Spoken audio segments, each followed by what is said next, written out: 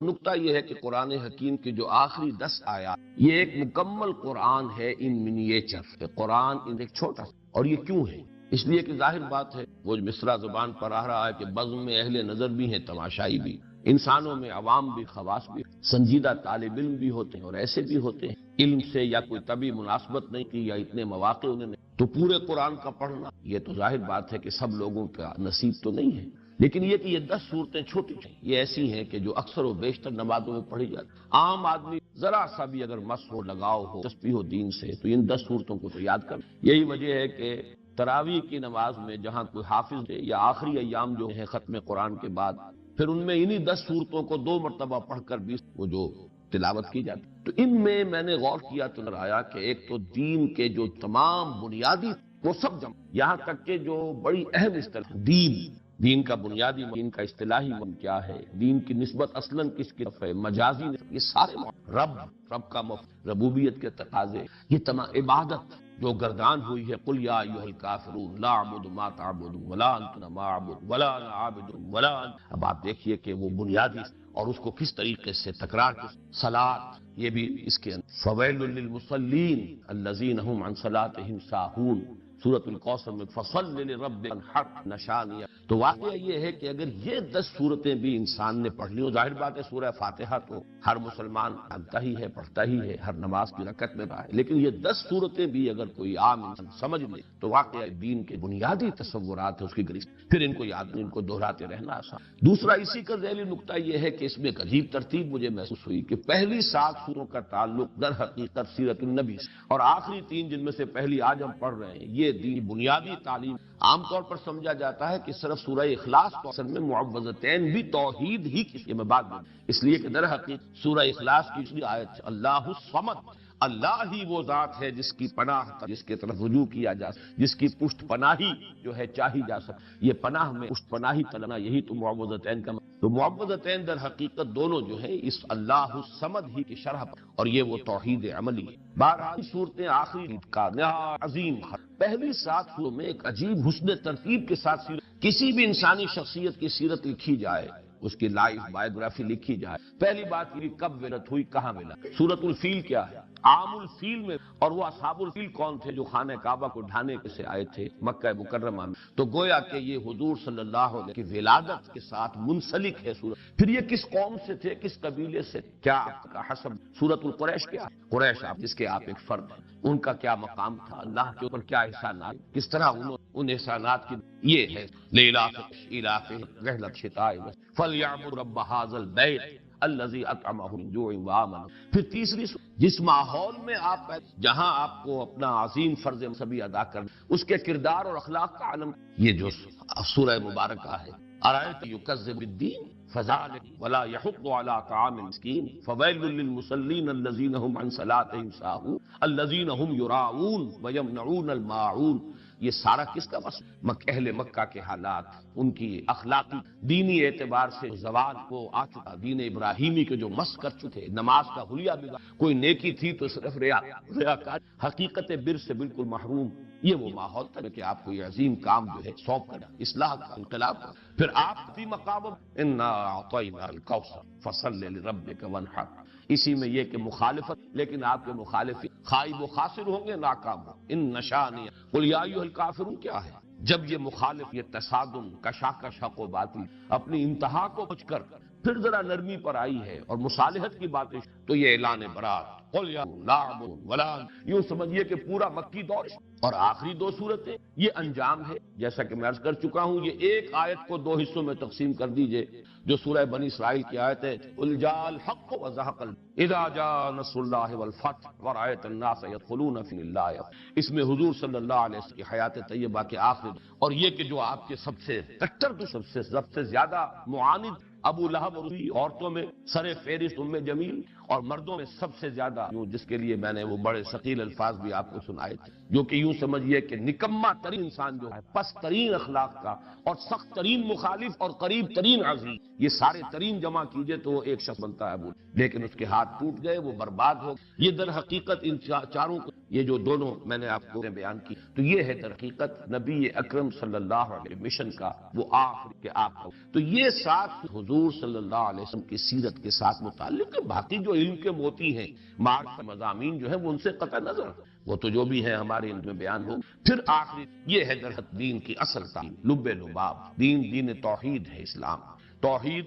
4 آیات سورہ اخلاص کے، اور پھر توحید ہی کا ایک عکس۔ اور یہ توحید کیا ہے؟ توحید فی التعوذ، تعوذ پناہ صرف ایک کی، جیسے آپ کو معلوم ہے کہ توحید ہی کا تقاضا توکل، توحید فی التوکل، بھروسہ تھی اللہ کا من دونی وکیل۔ اسی طرح یہ توحید تعوذ میں کس سے پناہ ہو؟ استعاذہ، کون تمہیں پناہ دینے کی قدرت رکھتا ہے؟ قل اعوذ بالفلق، قل اعوذ۔ تو یہ چند نکات ہیں کی طرح ذہن منتقل ہوا، اور میں نے چاہا کہ آج پھر آپ ایک دوسرا اہم بیان کرتا چلا آ رہا ہوں، وہ یہ ہے کہ ان 10 صورتوں کے اندر ترتیب یہ ہے کہ پہلی 4 صورتیں تو نمایاں طور پر جوڑوں کی، سورۃ الفیل، سورۃ القریش، یوں سمجھیے ایک ہی مضمون ہے، ایک ہی تصویر کے۔ پھر اسی طریقے سے اس سے اگلی صورت جو ہے وہ ارایت الذی یکذب بالدین، سورہ معون اور سورہ کوثر، یہ بھی ایک ہی تصویر کے 2 رخ ہیں۔ ایک کردار وہ ہے جن سے ثابتہ ہے رسول اللہ صلی اللہ علیہ وسلم کو ایک مقام و مرتبہ ہے، یہ بھی ایک ہی جوڑا ہے۔ البتہ پھر سورہ کافرون ایک منفرد مزاج کی، اگلی 2 صورتیں نمایاں طور پر جوڑے کی شکل، جاء الحق و زهق الباطل، یہ در حقیقت ایک ہی تصویر کے 2، حق غالبہ ہو گیا، اللہ کی مدد آ گئی، اللہ کی نصرت آ گئی، اور لوگ دیکھا کہ فوج در فوج داخل ہو رہے ہیں اللہ کے، اور اسی بات کو تب بتب انجام جو ہے، حق آیا ہے، روشنی آئی ہے، تو ظاہر بات ہے کہ اندھیرا بھاگ گیا، وہ ہے تب بالحق۔ تو یہ دونوں صورتیں ایک جوڑے کی، لیکن سورہ کافرون یہاں منفرد مزاج کی۔ اسی طرح سورہ اخلاص یہ انتہائی منفرد، یہ تو گویا کہ توحید کے مضمون پر مشتمل ہونے کے اعتبار سے گویا کہ تقاضا بھی یہ تھا کہ یہ منفرد بھی ہو، اس کا جوڑا کوئی۔ اس سے بھی آپ کو معلوم ہے سورہ یاسین جب ہم وہ حصہ پڑھ رہے ہیں قرآن میں نے بیان کیا کا کوئی جوڑا، وہ قلب، وہ جو صورتیں وہاں 13 صورت، ان میں یہ درمیان میں ان کو اس طریقے سے رکھا گیا کہ 21 صورتیں ہیں، وہ دو گروپ ہیں، 10 ادھر اور پھر 10 ادھر، درمیان میں سورہ یاسین ریزائڈنگ پوزیشن میں، اور وہ اسی طرح اگلی 2 صورتوں کو اندھا بھی جانتا ہے کہ یہ جوڑا ہے، معوذتین نام ہی ان کا جو ہے، 2 سورۃ میں تعوذ کی تلقین ہوئی ہے، قل اعوذ برب الفلق، قل اعوذ۔ تو یوں سمجھیے کہ یہ آخری صورتیں جو ہیں 2 یہ 6 سوروں کی شکل میں ہونے سے، اب ایک نقشہ بھی میں نے بلکہ آج اپنے کاغذ پہ تھا کہ اگر آپ 2 مثلث ساتھ ساتھ ڈرا کر لیں، ایک مثلث ادھر ہے ایک مثلث، تو یہ 6 سوروں کو ریپرزینٹ کریں گی۔ پہلا 6 سورہ ہے کافرون، نصر اور لہب۔ کافرون ہے اوپر پریزائڈنگ، اور اس کے ساتھ متعلق ہے جوڑے کی شکل میں سورۃ اللہب، ساتھ ہی مثلث ہے سورہ اخلاص، یہ ہے پریزائڈنگ، اور ان کے ساتھ جوڑا منسلک ہے معوذ۔ اگر ان دونوں ٹرائنگلز کو، دونوں مثلثوں کو آپ برابر، تو خود بخود ایک بات ابھرے گی، اور وہ میں اب چاہوں گا کہ اس دوسرے اعتبارات سے بھی بہت واضح کر کے سامنے رکھیں کہ پھر بڑا گہرا ربط قائم ہو جاتا ہے سورہ کافرون میں اور سورہ اخلاص، یہ دونوں پریزائڈنگ پوزیشن میں ہیں، ان 2 سور دونوں ٹاپ کے، ادھر سورہ کافرون ہے، ادھر سورہ اخلاص ہے۔ کافرون کے ساتھ متعلق سورۃ النصر، سورۃ اللہب، سورۃ الاخلاص کے ساتھ سورۃ الفلق، یہ دونوں جو ٹاپ پر ہیں، ان کے مابین جو ربط ہے ذرا اس کو آپ سمجھ کے کس کس اعتبار۔ اب نوٹ کا عام طور پر معمول جو تھا قرآن کی قرات جو آپ نماز میں کیا کر، تو وہ قریب کے جوڑے آپ لیتے، سورۃ الاعلی اور سورۃ الغاشیہ۔ حالانکہ سورہ غاشیہ بڑی ہے تعداد آیات کے، لیکن یہ کہ جمعے کی نماز میں اور عیدین کی نمازوں میں، چونکہ دونوں میں فذکر تذکیر کا حکم، ان دونوں صورتوں کو جب، یا پھر جمعہ سورہ منافقون، یا پھر، لیکن بعض جگہوں پر آپ کا ہم نے معمول دیکھا کہ اس اصول سے ہٹ کر کہیں سے ایک صورت لی ہے، کہیں سے دوسری لی ہے، تو اس میں بھی کوئی نہ کوئی مناسبت۔ سورہ کافرون اور سورہ اخلاص کا عجیب معاملہ کہ اہم ترین جو سنتیں ہمارے ہاں نماز کی، ان میں حضور کا معمول ان دونوں کو، فجر کی 2 سنتیں، پہلی رکعت میں سورہ کافرون اخلاص، درمیان میں 2 صورتیں چھوڑ دی۔ اسی طریقے سے طواف کی 2 رکعتیں بہت مشہور، بہت ہے، طواف کے ساتھ ان کا ایک بڑا گہرا ربط، پہلی میں سورہ کافرون۔ یہ جو ربط اور تعلق ہے اس کو اچھی طرح سمجھ لیجیے کہ ان میں بڑی یعنی گہری مناسبت، اور اسی کے ساتھ نوٹ کیجیے یہی 2 صورتیں ہیں جن کے نام بے شمار اور ایک نام مشترک ہے، سورہ کافرون کے بارے میں یہ بات میں بتانا بھول گیا کہ اس کا نام سورۃ الاخلاص، سورہ اخلاص ان دونوں سورتوں کا نام ہے۔ ویسے وہ زیادہ مشہور ہے کافرون، لیکن یہ کہ اس کے بھی نام بہت ہیں، اس کے بھی نام بہت ہیں۔ آج جو اس سورہ مبارکہ کے نام ہے وہ تو میں بعد میں آپ گنواؤں گا، سورہ اخلاص کے، اور یہ عربوں کے اس مزاج کے مطابق ان کا ایک ذوق تھا، جس چیز سے انہیں زیادہ محبت ہوتی تھی، جس چیز کی زیادہ عظمت تھی، اس کے نام بہت مختلف پہلوؤں سے، مختلف صفات کے۔ شیر کے آپ کو لکھیے ہزاروں لفظ، اب شیر کی ہر ادا کے اعتبار سے اس کا ایک علیحدہ نام، تلوار، گھوڑے کی بے شمار اسی طرح جن صورتوں سے خصوصی محبت ہی صحابہ ہے تو ان صورتوں کے انہیں نام دے ایک سے ان دونوں صورتوں کا یہ وصف مشترک ہے۔ الاخلاص تو نام ہے، المقشقشہ نام دونوں کا۔ اچھا، اس میں جو اصل ہے اس کا پہچان یہ مانوی، یہ سورہ کافرون اور سورہ اخلاص کے باب یعنی مانوی جو کا ربط ہے اس کے اعتبار سے اہم بات کہ سورہ کافرون میں ما اعبد جسے میں پوجتا ہوں، یہ دو مرتبہ، تم نہیں پوجو گے جسے میں پوجوں، یا تم نہیں پوجتے ہو جسے میں پوجوں، اور میں نہیں پوجوں گا جسے تم پوجو، اور میں نہیں پوجتا جسے تم۔ ایک فطری سوال اٹھتا ہے کہ آپ کسے پوجتے، وہ کون ہے، اس کی شان کیا، جیسے کہ روایات میں بھی الفاظ آتے ہیں کہ حضور سے پوچھ لیا صف لنا رب، صفت بیان کی، ذرا آپ کس کو پوچھ، اسی طرح کہا گیا انصب لنا ربک، اپنے رب کا نسب نامہ ذرا بیان تو کریں، کس کو پوچھ۔ اس کے پیچھے جو اصل مسئلہ ہے وہ سمجھیے کہ جہاں تک لفظ اللہ ہے وہ تو مشترک ہے، وہ بھی اللہ کو پوچھتے، یہ تو نہیں تھا کہ وہ اللہ کو مانتے، اللہ کو پوچھ، اللہ سے دعائیں کرتے، اللہم اللہم پکارتے، تو کیسے کہتے ہیں حضور کہ میں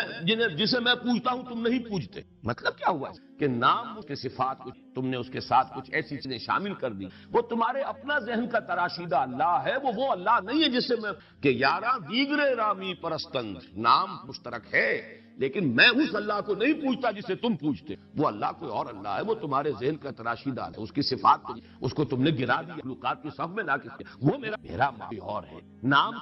مشترک ہے لیکن ان کا بدلول، اس نام کا اصل مصداق، اس نام سے مراد، اس نام کا مسمى بالکل جدا ہے، وہ ہے در حقیقت وہ کون؟ اس کا جواب ہے قل اللہ اللہ لم یلد ولم یولد۔ تو معلوم یہ ہوا کہ چاہے نام قرآن مجید میں بارہا اس درس کے دوران میں نے آپ کو کہ قرآن میں ان سے پوچھئے آسمان زمین، کہیں گے اللہ، من خلق السماوات یقول، وہ کہیں گے اللہ، لیکن یہ کہ یہ اللہ کے ساتھ انہوں نے جو اور تصورات شامل کر لیے، اب وہ اللہ نہیں رہا ہے جس کو میں نام اشتراک ضرور ہے میرے اور تمہارے ماں، باقی اللہ کی شان بالکل جدا ہے اس معبود سے کہ جس کو تم، اور وہ کون ہے؟ وہ یہ ہے کہ جو اس سورہ مبارکہ جس کی صفات کا کی شانوں کا یہاں۔ اب جیسا کہ میں نے عرض کیا تھا کہ سورہ اخلاص کے نام ویسے امام راضی نے تو 20 نام گنوا دیے ہیں، لیکن میں جلدی سے آپ کو اس کے چونکہ مختلف مضامین کے بار سے صفات ہیں اس کے پہلوؤں سے نام رکھے گئے۔ سورۃ التفرید، فرض یعنی اللہ تعالیٰ کی ذات کو علیحدہ کر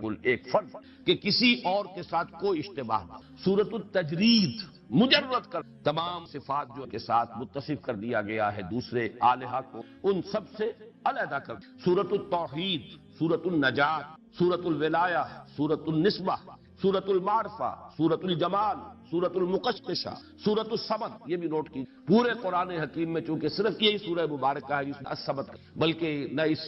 مادے لفظ آیا ہے، نہ کوئی نکرہ، نہ کوئی معرفہ، نہ سے مشتق، بلکہ اس مادے سے بس یہی ایک لفظ آیا ہے جو اس مبارکہ میں الصمد۔ تو سورۃ الصمد، سورۃ الاساس، یہ مختلف نام ہیں جیسا کہ میں چکا ہوں۔ یہ ہے اصل بنیاد پر کہ عربوں کا مزاج، یہ در حقیقت ان کے بہت ہی زیادہ قادر الکلام ہونے کا ایک مظہر ہے، ان کے اندر جو فصاحت و بلاغت کا ایک خاص ذوق کہ اب ایک ہی شخص سے فرض کیجئے لیکن اس کے بہت سے اس کی صفات ہوں، اس کی شانیں، اس کی ادائیں، تو ہر ادا کے حوالے سے اس کا ایک علیحدہ نام، اس کی اس صفت کے حوالے سے، جیسے کہ آپ کو معلوم ہے خود اللہ تعالیٰ کے نام تمام کے تمام صفاتی، اللہ کی ہر صفت کے ساتھ الف لام جوڑ دی تو وہ اللہ تعالیٰ کا نام۔ تو اس اعتبار سے جن چیزوں سے محبت زیادہ ہو، جس سے عقیدت ہو یا جس سے کی عظمت کا کوئی دل میں نقش قائم ہو کے لیے وہ بہت سے نام رکھتے۔ ایک یہ کہ اس سورہ کا زمانہ نزول کیا، یہ بھی ایک اہم مضمون ہے۔ یہ سورہ مبارکہ ان چند صورتوں میں سے ہے جن کے بارے میں بالآخر یہ کہا گیا کہ یہ 2 مرتبہ نازل، اس لیے کہ بہت سی جو اس طرح دلالت کرتی ہیں کہ یہ مکی صورت ہے، اس لیے کہ مشرکین مکہ نے کہ صف لنا ربک یا انصب لنا ربک ذرا بیان کیا، کیا آپ کس کو پوچھتے؟ آپ کہتے ہیں کہ میں نہیں پوجتا اسے جنہیں تم پوجتے ہو، اور تم نہیں پوچھتے اسے جسے میں پوچھتا ہوں، تو آپ ہمیں ذرا بیان کی شان کیا ہے، اس کی صفات کیا. تو اس اعتبار سے مکے میں ہی یہ ہوئی. بہت سی روایات میں بعض روایات یہ کہ یہود نے سوال کیا کہ آپ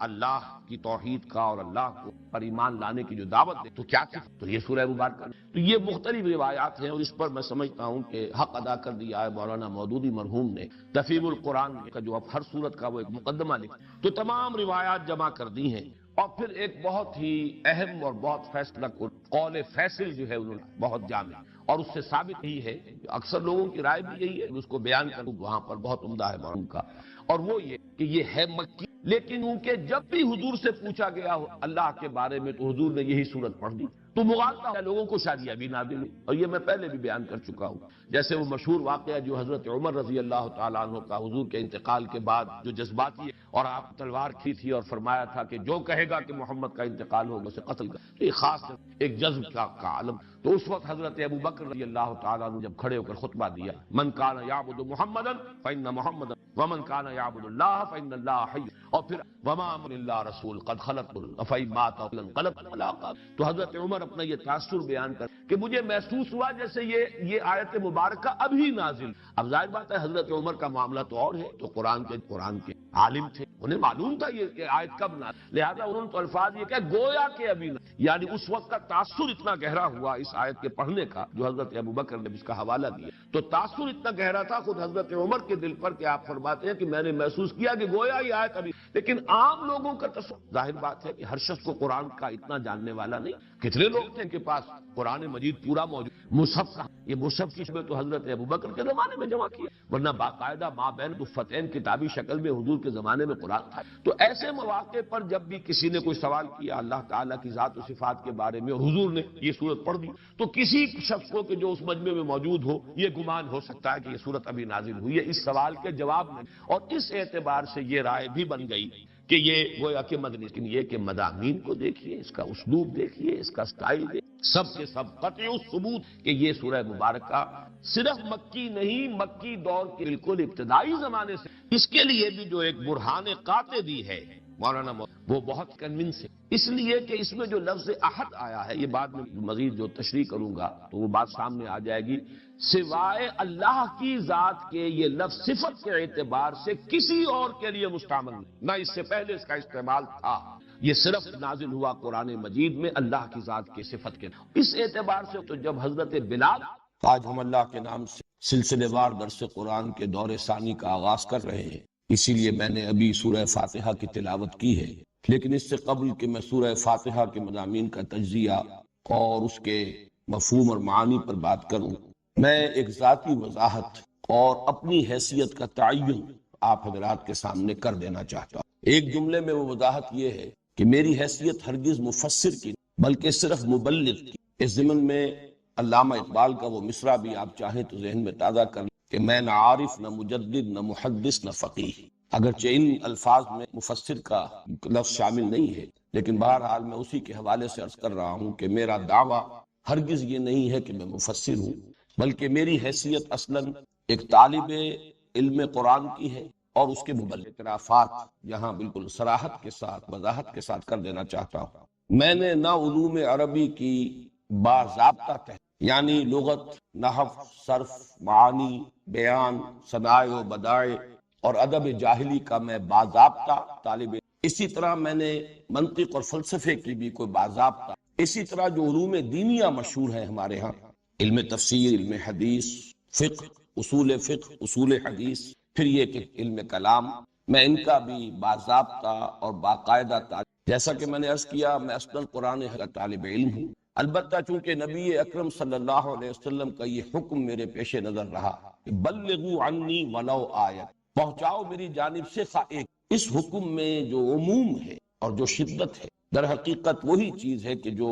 اس جرات یا جسارت کی بنیاد بن کہ جتنا کچھ علم اور فہم حاصل ہوتا گیا اپنے مطالعہ اور تعلم قرآن کے دوران، میں نے یہ سمجھا کہ مجھ پر یہ ذمہ داری ہے، فرض ہے کہ میں اسے دوسروں تک بھی اپنی امکانی حد تک پہنچانے کی. چنانچہ میری جو بھی کاوش ہے، جو محنت ہے، جو سعی و جہد ہے، وہ در حقیقت اسی فرمان نبوی کی تمثیل امر. اس ضمن میں بعض کچھ تاریخی واقعات اور حقائق بھی میں ریکارڈ پر لے آنا چاہتا ہوں. سن 66 میں جب میں نے یہاں لاہور میں، سن 65 کے اواخر میں یہاں منتقل ہو گیا تھا، لیکن یہ کہ اصلاً دروس قرآن کے جو حلقے میں نے قائم کیے وہ سن 66، لیکن بہت سے میرے ساتھیوں کے علم میں ہوگا کہ میں نے اس کے لیے درس قرآن کا لفظ بھی استعمال نہیں کیا، بلکہ کافی طویل عرصے تک میں نے اس کے لیے عنوان اختیار کیا تھا حلقہ ہائے مطالعہ قرآن۔ وہ مختلف مقامات پر اس شہر کی مختلف آبادیوں میں وہ حلقے قائم تھے، اگرچہ بعد میں نے پھر لفظ درس قرآن اختیار کر لی، اور اس کی دو وجوہات ہیں۔ ایک تو یہ کہ حلقہ ہائے مطالعہ قرآن یہ ایک طویل عبارت بنتی ہے، بڑی طویل ترکیب بنتی ہے، پھر عام فہم نہیں ہے۔ ثانیاً یہ کہ مطالعہ قرآن کا حلقہ تو اصل میں ایسا ہونا چاہیے جس میں باہم مذاکرہ، آپس مبادلہ خیالات، کچھ سمجھیں کچھ سمجھائیں۔ یہ انداز چونکہ نہیں ہوتا،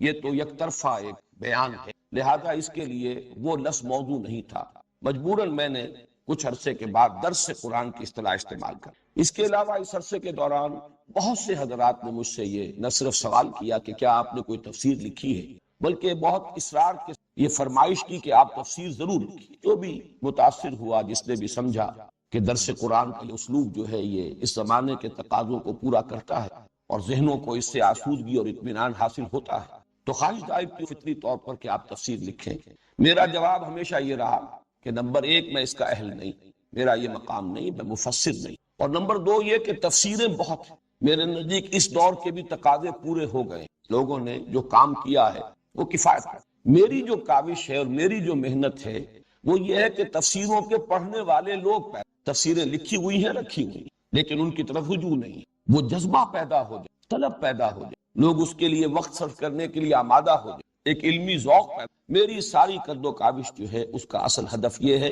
ورنہ تفسیروں کی میرے نزدیک کبھی نہیں ہے۔ اس سے بھی آگے بڑھ کر یاد دلا رہا ہوں، سن 80 سے سن 82 اس ملک میں پاکستان ٹیلی ویژن پر درس قرآن کے ضمن میں یا بیان القرآن کے ضمن میں میرا ڈنکا بجتا، بلکہ یوں سمجھیے کہ بالکل ایک ہی معاملہ تھا، بس ایک ہی شخص جو ہے اس حیثیت سے متعارف ہوا ہے اس طویل عرصے کے دوران، اور پورے پاکستان کے جتنے بھی ٹیلی ویژن سٹیشنز ہیں ان سے وہ پروگرام نیشنل ہوک اپ پر وہ ٹیلی کاسٹ ہوتے، تو میری اس حیثیت سے شہرت جو ہے اس وقت بام عروج پر۔ اس وقت ایک پبلشر نہایت مصر رہے، حد درجے اصرار کرتے رہے کہ آپ ایک ترجمہ کر دیں قرآن کا، اور میں نے جب کہا کہ میں اس کا اہل نہیں ہوں اور ترجمے بہت ہیں، تو انہوں نے کہا کہ 2 4 6 میں سامنے رکھ کے بس ترجمہ کر دیں، اس لیے کہ انہیں یہ محسوس ہوتا تھا کہ اس وقت ایک طلب ہے، مارکیٹ ہے، اگر اس شخص کے نام سے کوئی ترجمہ آ گیا بازار میں تو وہ ہاتھوں ہاتھ بک جائے۔ لیکن میرا جواب وہی رہا کہ ہرگز نہیں، نہ میں اپنا یہ مقام سمجھتا ہوں، بلکہ میں تراجم کے ضمن میں بھی بسا اوقات جو دوسرے مترجمین ہیں،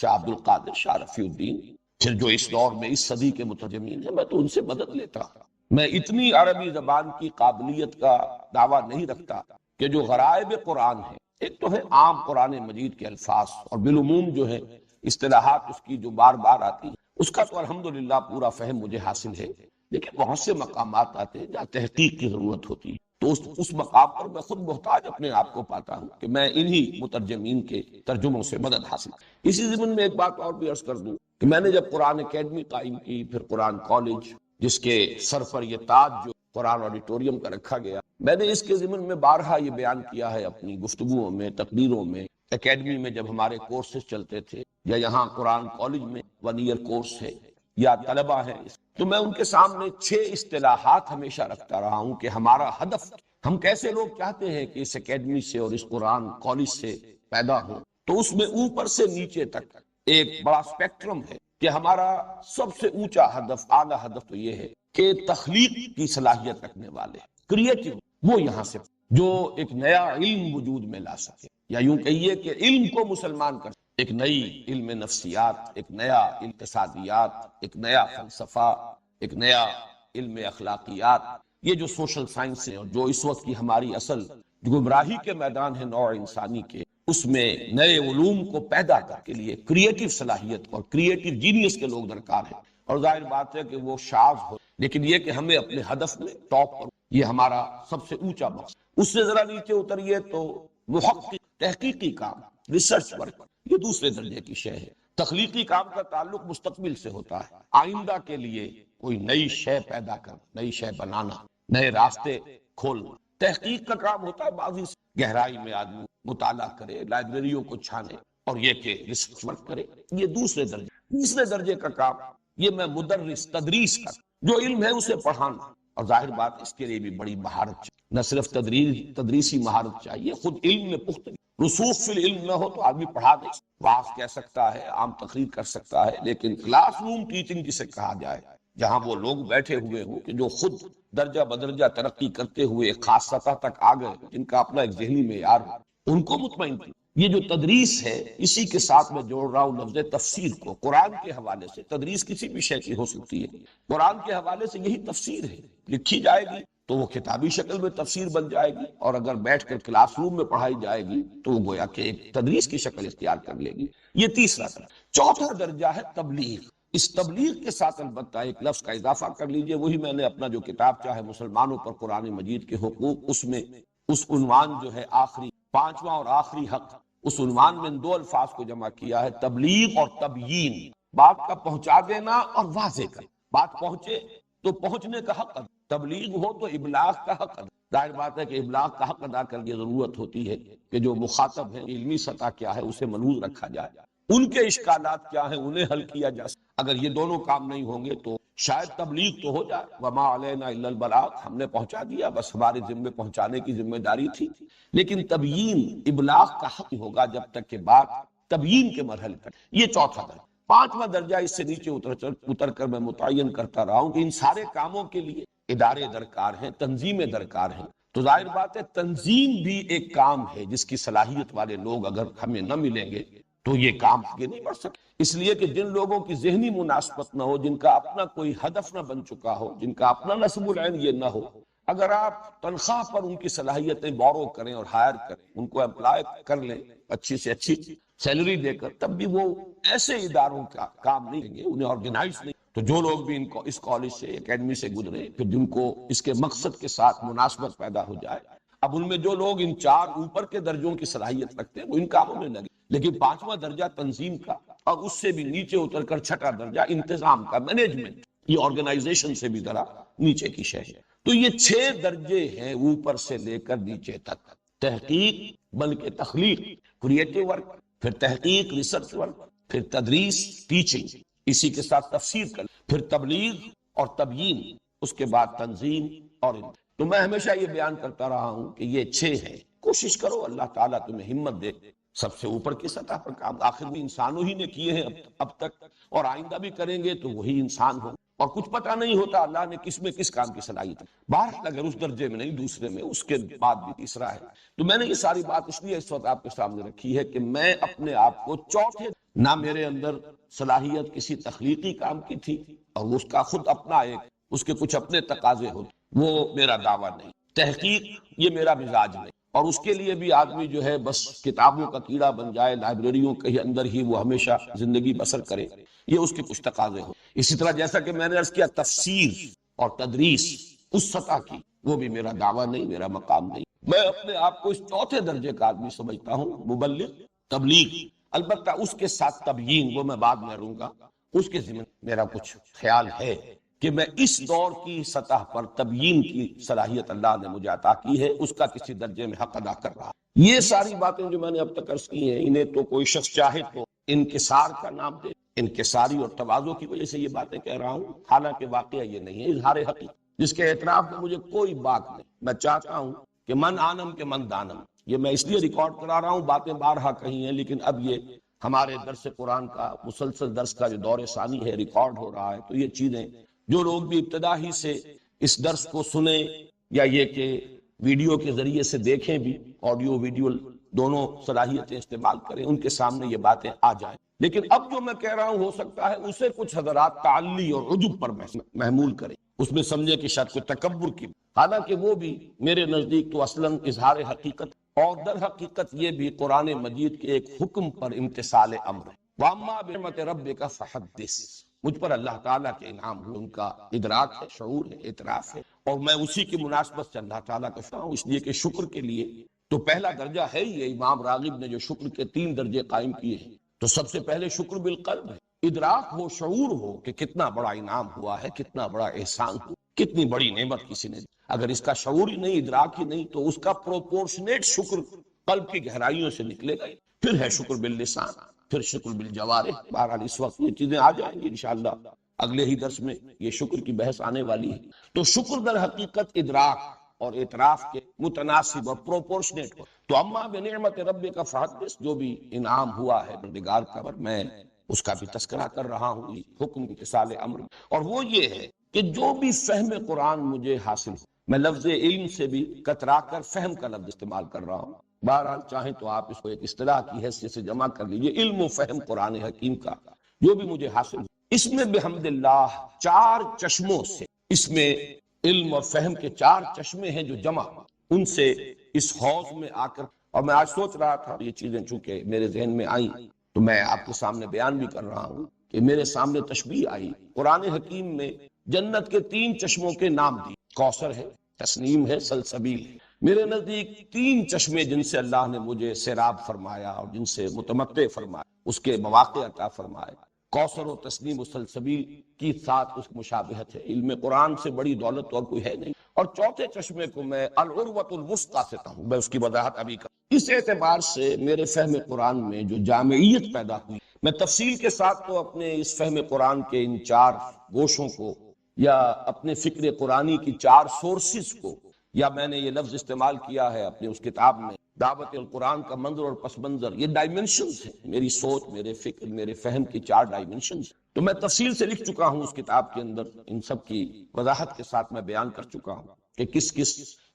کس گوشے سے مجھے کیا کچھ حاصل۔ پھر چونکہ کتابوں کے پڑھنے کا اتنا رواج رہا نہیں ہے آج کل، اور اب اختصار کے ساتھ یہ باتیں جب میں ریکارڈ کرا رہا ہوں تو یہ باتیں بھی میں آپ کے سامنے بیان کر رہا ہوں، تفصیل جن کو درکار ہو اس کتاب کا مطالعہ کریں۔ یہ 4 گوشے یا 4 ڈائمنشنز یا 4 سوتے یا 4 چشمے جو جمع ہوئے، ان میں سے سب سے پہلا ہے جس کے لیے عنوان ہے حرکت اور جہاد، تحریک، حرکت، انقلابی دعوت، اور دعوت سے آگے بڑھ کر اس کے لیے میرے سورسز، اور یہ ذرا نوٹ کر لیجیے، یہ میری اپنی صنعت لفظی نہیں ہے، میں کوئی ادیب آدمی نہیں ہوں، لیکن یہ کہ یہ اللہ تعالیٰ کی طرف سے ہے کہ یہ تسنیہ کے صیغے کو جمع کر دی اللہ نے میرے لیے، میرے ان 4 چشموں کے عنوانات کے۔ ابوین، یہ میرے 2 باپ ہیں، اس لیے کہ وہ 2 حضرات جو ہیں ان دونوں کے نام ابو الاعلیٰ اور ابو الکلام، یہ ابوین ہیں میرے اس فکر، میری اس سوچ کے۔ یہ یوں کہیے کہ عام اصطلاح میں پیر اور پھر دادا پیر، یہ ہمارے ہاں اصطلاحات استعمال ہوتی۔ میرے فہم قرآن کے اندر سب سے بڑا حصہ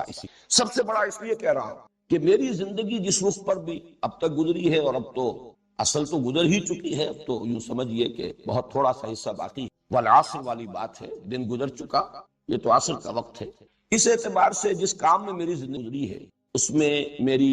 دلچسپیوں میں اور میرے وقت اور میری صلاحیت کے صرف میں سب سے بڑا اثر جو ہے وہ انہی 2 حضرات۔ ظاہر بات ہے ان میں اولین جو تعلق قائم ہوا وہ مولانا مودودی سے، ابو الاعلیٰ مودودی۔ البتہ یہ کہ یہ بات مجھ پر ابتدا ہی میں کہ اس کا نقطۂ آغاز در حقیقت مولانا ابوالکلام آزاد ہے، میں اس اعتبار سے کہہ رہا ہوں کہ سب سے زیادہ مجھ پر اسی کی چھاپ ہے کہ وہ حرکت اور جہاد۔ ابوالکلام نے حزب اللہ بنائی تھی 1913 میں، مولانا مودودی نے جماعت اسلامی کی تاسیس کی 1941 میں، دونوں کے ہدف ایک ہی مقصد، اور میں نے بھی پھر الحمدللہ کہ اگرچہ میں جماعت اسلامی سے مایوس ہوا کہ وہ سیاست کی بھول بھلیوں میں گم ہو گئی، اس اصل مقصد کو ترک کر، لیکن بہرحال میں اسی تسلسل کو برقرار رکھنے کے لیے تنظیم اسلامی قائم کی، بلکہ بعض اعتبارات سے مولانا ابوالکلام سے زیادہ قریب، بہی معنی کہ ہم نے تنظیم اسلامی کے لیے بھی بیعت کی اساس کو۔ مولانا مودودی نے ایک خاص وقت کے تقاضوں سے شاید زیادہ متاثر ہو کر ایک دستوری اور آئینی تنظیم بنا۔ مولانا آزاد نے 1913 میں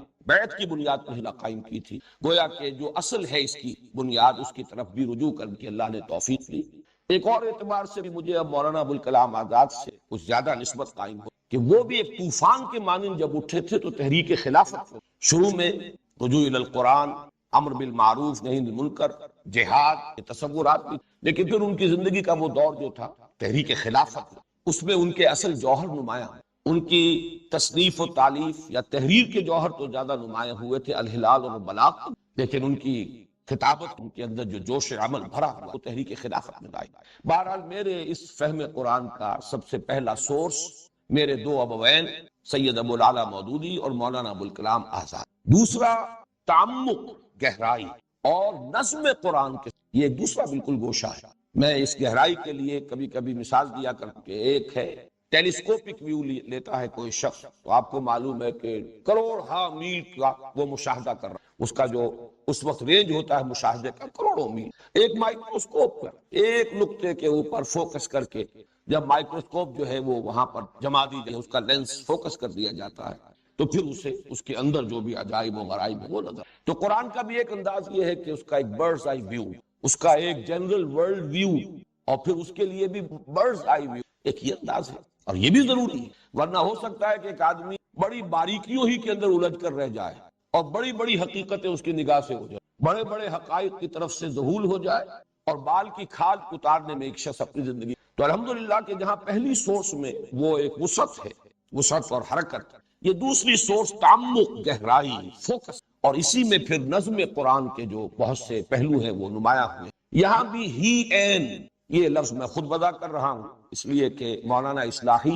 اور مولانا فراحی یہ دو اسی نام کی مشابہت سے، جیسے ابو کے مناسبت سے میں نے ابوین کہا ہے، یہ ہی این یہ میری دوسری سورس ہے، نظم قرآن، اور اس کے اعتبار سے قرآن مجید کے علم و فہم کی جو ڈائمنشن ہے جو سامنے آتی ہے۔ تیسرا ہے فکر جدید کے حوالے سے، اور فکر جدید کے حوالے سے دو کام ہیں جو اصل میں کرنے کے ہیں، اور ان میں جو بھی مجھے حاصل ہوا ہے وہ بھی دو شخصیتوں کا میں ابھی نام لوں گا، وہ دکترین ہیں، میں عربی تلفظ استعمال کر رہا ہوں، دکترین، دو ڈاکٹر، لیکن یہ کہ وہ فکر جدید کے حوالے سے کرنے کا کام کیا ہے؟ ایک تو یہ کہ قرآن کی روشنی میں فکر جدید کا اس میں کیا صحیح ہے کیا غلط، اس لیے کہ اس کو ٹوٹل ریجیکٹ کر دینا بھی یہ بھی محرومی ہے، اس لیے کہ اس میں یقیناً بہت سے موتی موجود، انسانی فکر کا ارتقاء ہوا، انسانی علم کا ارتقاء ہوا، جہاں سائنٹیفک ارتقاء ہوا وہاں سوشل ایوولوشن کا پروسیس بھی جاری رہا ہے۔ ان چیزوں کو جب تک انکارپوریٹ نہیں کیا جائے گا، اس وقت جس فکر کی ہم بنیاد ڈال رہے ہیں تو محرومی ہوگی، وہ ایسے ہی ہوگا جیسے کہ وقت کے تقاضے کو پورا کرنے سے قاصر رہے۔ اس اعتبار سے قرآن کی روشنی میں فکر جدید کا تجزیہ کہ اس میں صحیح کیا ہے، حق کتنا ہے، باطل، اور پھر فکر جدید میں جو صحیح ہو حصہ اسے اس فہم قرآن میں انکارپوریٹ کر شامل کر، ورنہ یہ کہ اس دور کی تبلیغ کا حق ادا نہیں، تبیین کا حق ادا نہیں، صرف تبلیغ تو ہو جائے گی جیسا کہ میں نے پہلے عرض کیا تھا، اور آدمی یہ سمجھ لے گا ما علینا الا البلاغ، ہمارے ذمے تو بس پہنچانے کی ذمہ، لیکن اگر آپ فکر جدید کا جو حصہ صحیح ہے اگر اس کو انکارپوریٹ نہیں کریں گے اپنے اس فہم قرآن میں تو پھر اس دور میں تبیین قرآن کا حق ادا نہیں۔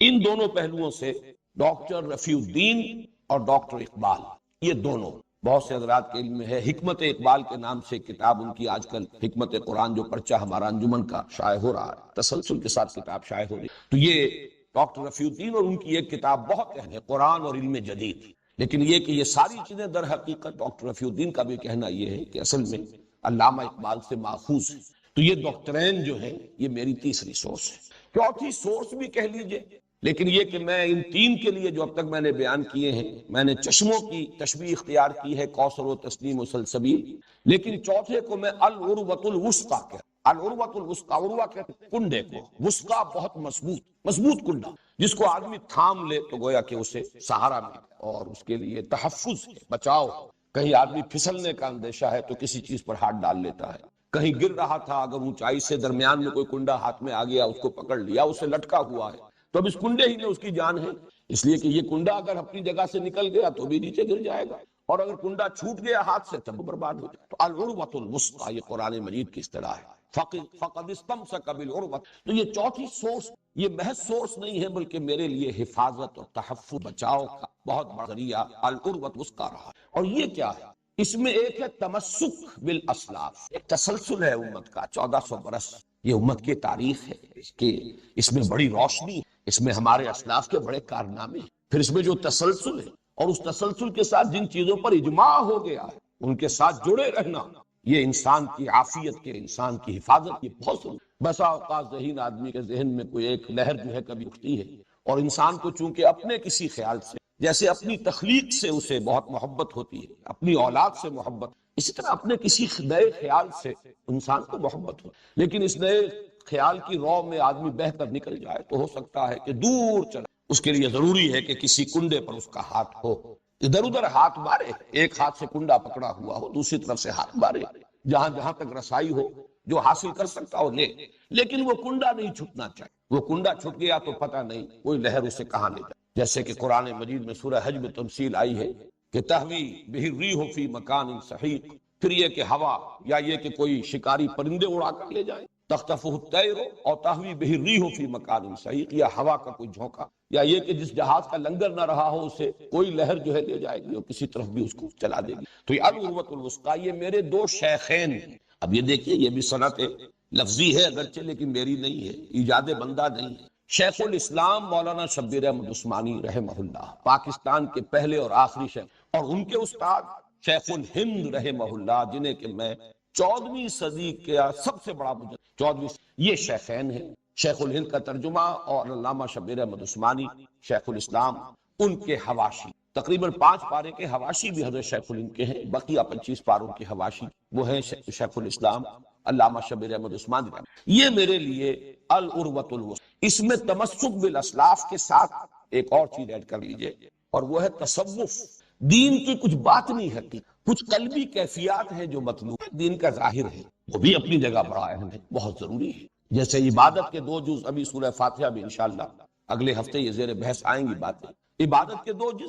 جز ہیں، ایک اس کا جسد ظاہری ہے، وہ ہے اطاعت، اللہ کی کلی اطاعت، ایک اس کی روح باطنی ہے، وہ ہے محبت۔ اب یہ محبت کچھ اور ہے، اطاعت مجبوراً بھی ہو جاتی، مارے باندھے کو بھی ہو، لیکن محبت ایک اور ہی شے ہے، جب تک کہ کسی کو اس کا تجربہ نہ ہو، اس کی کیفیت کو کوئی انسان بیان نہیں کر سکتا۔ چوں معاملہ نہ دارت سخن آشنا۔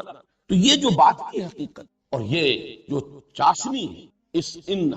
دین کے اس پہلو کی، اس کے لیے ہمارے ہاں چونکہ تداویل اصطلاح چلی آ رہی ہے، اگرچہ وہ قرآن کی نہیں ہے، حدیث کی نہیں ہے، لفظ تصوف۔ تو تمسک بالاسلاف اور تصوف، یہ جو بھی کچھ میرے ہاں اگر ہے، میرے فہم میں، میرے فکر میں، میری سوچ میں، میرے دروس میں، ان حقائق کا اگر، تو اس کے ضمن میں میری سورس یہ شیخین، شیخ الاسلام مولانا شیخ عثمانی رحمہ اللہ، اور شیخ الہند حضرت مولانا محمود حسن دیوبندی رحمۃ اللہ علیہ۔ ان چاروں کو اعتبار سے اور ان چاروں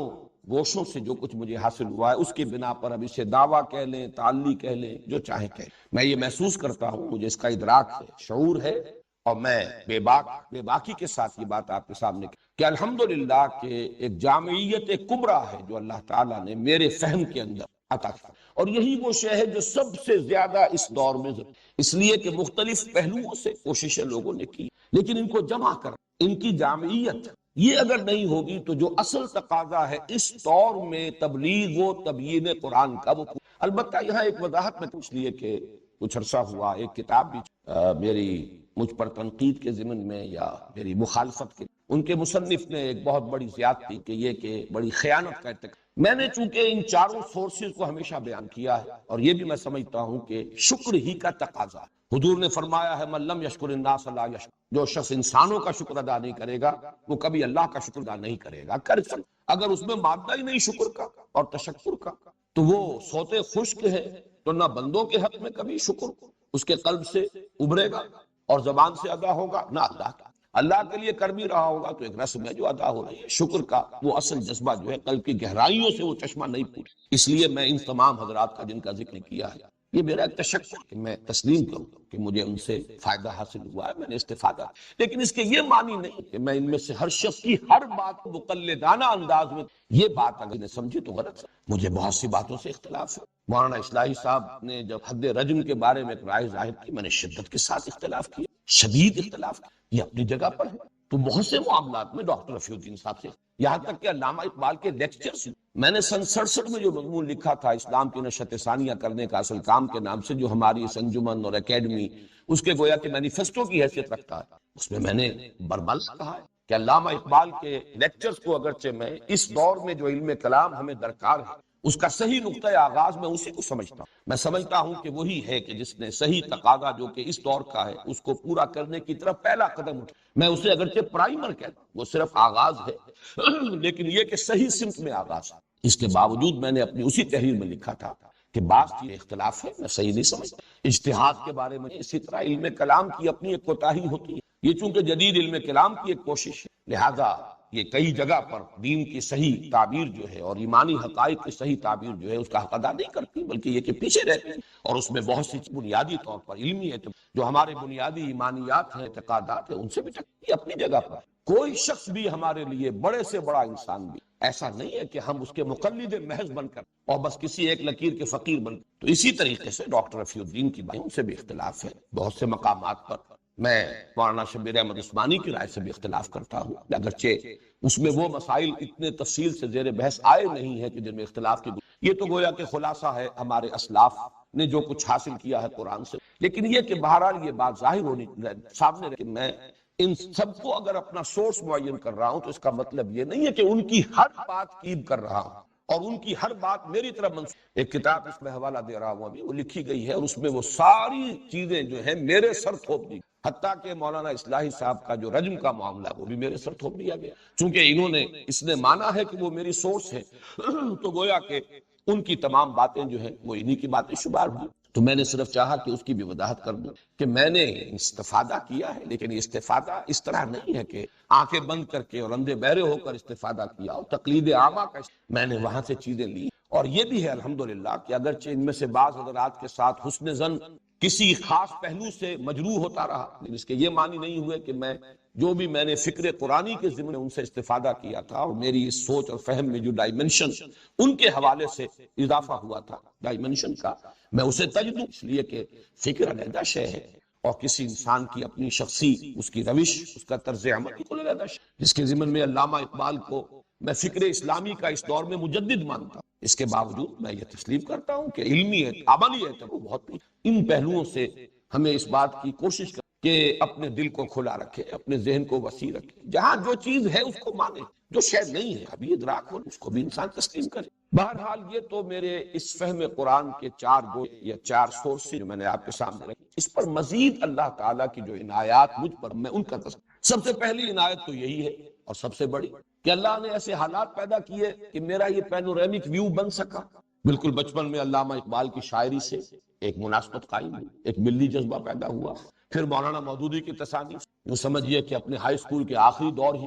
مولانا ابوالکلام آزاد کی بھی بعض تحریریں اسی وقت میرے علم میں آ چکی تھی، مقالات ابوالکلام ان کا میں نے مطالعہ کیا ہے اپنے ہائی اسکول کے دوران، مولانا مودودی کی کتابیں، پھر یہ کہ ان کی ساری تصانیف، اب ظاہر بات ہے کہ یہ ایک ڈائمنشن ہے جو ایڈ ہوئی ہے، پھر مولانا اصلاحی صاحب کا معاملہ اور ان کے ذریعے سے مولانا فراہی تک رسائی، یہ اگر اس کا موقع نہ ہوتا، جماعت اسلامی میں بہت سے لوگ ہیں جنہیں مولانا اصلاحی صاحب کی تحریریں بڑی روکھی پھیکی نظر آتی تھی، مولانا مودودی کا انداز بہت ایک سلیس انداز، بات کو کھولنا اور جدید تعلیم یافتہ لوگوں کی ذہنی سطح کے قریب آ کر بات کرنا، اس میں جو ہے وہ ایک سلاست ہے، بہت ہی سادگی ہے، وہ خود ایک طرز انشاء کے موجب ہے۔ مولانا اصلاحی صاحب کے ہاں وہ بات نہیں ہے، اس میں چونکہ علمی گہرائی ہوتی اور اس لیے زبان میں بھی ثقافت، لیکن الحمدللہ کہ اسی زمانے میں طالب علم کے زمانے میں مجھے اللہ تعالیٰ نے وہ مناسبت عطا فرمائی، میں نے ان کی ساری کتابیں پڑھی، مجھے دلچسپی ہوئی اور آج تک بھی میں ان کی 2 کتابیں جو ان کا احسان مند ہوں کہ ہمیشہ تذکرہ کرتا ہوں، دعوت دین اور اس کا طریقہ کار اور مبادی تدبر قرآن، یہ نام میرا رکھا ہوا ہے، پہلے وہ کتاب چھپتی تدبر قرآن، پھر جب میں نے تدبر قرآن کی تفسیر تدبر قرآن کی پہلی جلد شائع کی ہے تو پھر اس کتاب کو میں نے ہی نام دے دیا تھا مبادی۔ یہ دونوں کتاب میرے اس جو بھی فہم قرآن مجھے حاصل ہوا ہے اس میں ایک بہت بڑے سورس کی۔ پھر یہ کہ شیخین کے ساتھ بھی میرا رابطہ طالب علم کے زمانے، یہ تفسیر یا جس کو حواشی کہا جاتا ہے مولانا عثمانی کے فوائد عثمانی، یہ اسی زمانے میں جبکہ میں میڈیکل کالج کا طالب علم تھا، کراچی کے کچھ سیٹھوں نے، کچھ کاروباری حضرات، تاجر حضرات، انہوں نے ایک اعتبار سے تو صدقہ کیا، علمی صدقہ کہہ لیجیے، نیت چوری کی نہیں تھی، کوئی ان کے اپنے منافع کمانے کا نہیں تھا، لیکن یہ اصل میں ترجمہ جو ہے شیخ الہند کا اور حواشی مولانا شبیر احمد عثمانی کے، یہ اخبار مدینہ بجنور، اس کے پاس اس کے تمام حقوق تھے۔ اب یہ کہ ہندوستان سے یہ تفسیر یہاں پہنچے تو کیسے پہنچے، پھر ان کے اپنے حالات جو ہے خراب ہو چکے، معیار طباعت کو بھی ہندوستان کے حالات جو ہو گئے مسلمانوں کے پارٹیشن کے وقت اور اس کے فوراً بعد، تو کوئی آسان کام نہیں تھا، تو پھر کچھ تاجروں نے ان کی اجازت لیے بغیر، اس معنی میں وہ سرقہ تھا، ان کی اجازت لیے بغیر اس تفسیر کی بڑی اعلیٰ کتابت کروائی اور اسے ہانگ کانگ سے طبع کرایا، بہت موٹے کاغذ پر بہت عمدہ طباعت کے ساتھ یہ آئی اور انہوں نے اسے مفت، اگرچہ بعد میں پھر وہ مختلف اداروں کو جب نسخے دے دیے گئے، 100 نسخے ان کو اور 200 ان کو، ان اداروں نے اسے فروخت۔ چنانچہ میں اپنے میڈیکل کالج کے دوسرے تیسرے چوتھے سال کے دوران میں نے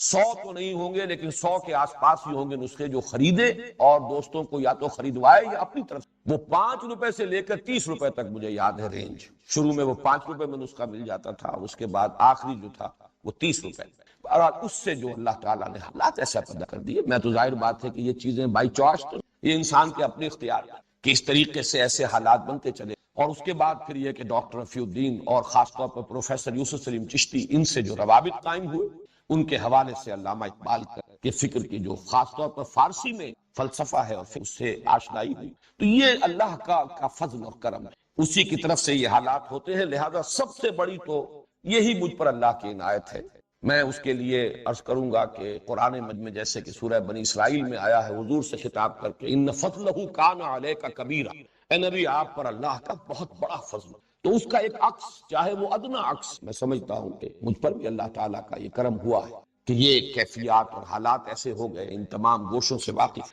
مزید جو اس پر ہے وہ اللہ نے جو میرا مزاج بھی اسی کی عطا ہے، اسی کے دین ہے، اس میں انسان خود اپنے مزاج کا بنانے والا نہیں۔ اس میں دو چیزیں جو ہیں، یہ بات میں شاید آج پہلی مرتبہ اتنی وضاحت سے عرض کر رہا ہوں کہ یہ بھی اس میں ایڈ ہو جائے کہ ایک ذہن مجھے منطقی عطا کیا۔ میں نے منطق کبھی پڑھی نہیں، لیکن منطق کا پڑھنا اور اس کو یاد کر لینا اور ہے، اور ذہن کا منطقی ہونا اس خود یہ اور ہے۔ اللہ نے مجھے منطقی ذہن عطا، اور نمبر دو فلسفیانہ مزاج عطا۔ میں فلسفے کا بھی باضابطہ طالب ہوں، لیکن ایک ذوق ہوتا ہے